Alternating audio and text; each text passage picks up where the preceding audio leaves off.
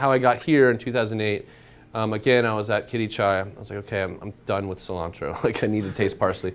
And so I really wanted to get into French cuisine. At that time, when I was leaving Kitty Chai, my executive sous chef was like, yo, this guy Daniel Hume is moving from Canton Place to New York. He had an art culinaire from Daniel's Food at Canton Place. It was a Mediterranean rouget with a bunch of, I think, like fluid gel, like dots. And it was like from like back in the day. It was like 2006, 2007. It looked beautiful. I really respect my exec sous. But you know it's hard if you're working 6 days. You want to stage 4 restaurants. You're working a month without a day off, right? So I staged at Boulet. That was one of my top places. And I loved it. I loved the kitchen, the old Boulet, and the new Boulet kitchen is beautiful too.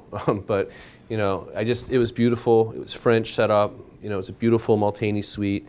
It was intense. I loved the food I saw, the flavors I saw. So I was like, yo, I want to work there. And that's where I met Cesar Ramirez, who was like, I think, my first mentor.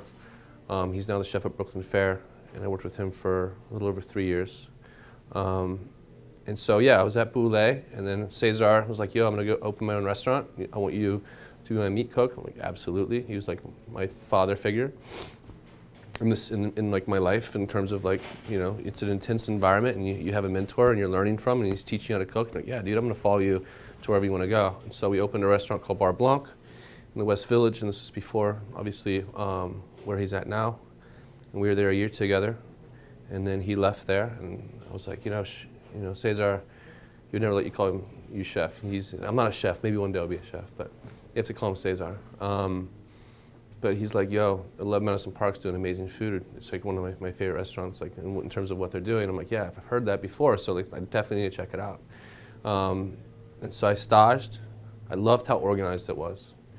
Everything was very clean. Everything was put in place. Everything was labeled really nicely. That's what I really liked a lot about it. And I love the food, obviously, as well. It's definitely intimidating coming into the kitchen because it's huge and there's lamps and everything's light and everyone's got toques on. It's like, I haven't seen this before. And there's just a lot of people in the kitchen, as you saw. There's like a ton of people. It's like, I still get claustrophobic.